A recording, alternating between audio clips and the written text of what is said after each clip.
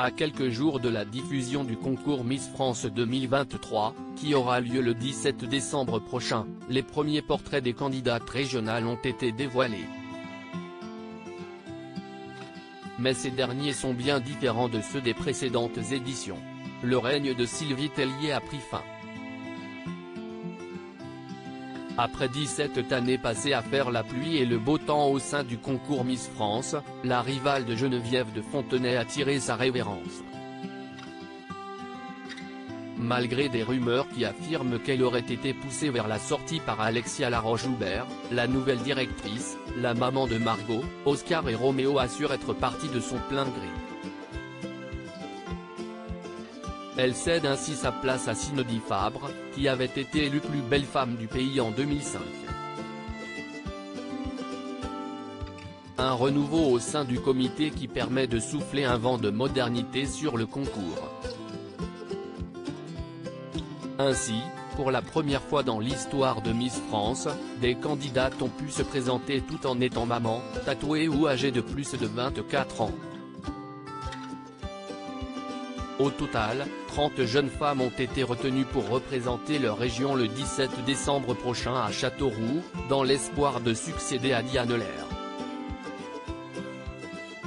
Comme chaque année, des portraits de chacune d'entre elles seront diffusés pour aider les Français à faire leur choix. Mais à la surprise ou à la déception des téléspectateurs, ils seront bien différents des précédentes éditions. Le producteur artistique de Miss France s'explique une nouvelle ère ayant débuté au sein du concours Miss France, le comité a décidé de changer radicalement la façon de dresser le portrait des candidates régionales. Désormais, les prétendantes à la couronne se montrent plus naturelles, plus drôles, plus intimes, bien loin de l'image ultra lisse présentée autrefois. D'autre part, elles prennent beaucoup la parole en se filmant elles-mêmes grâce à la caméra de leur téléphone.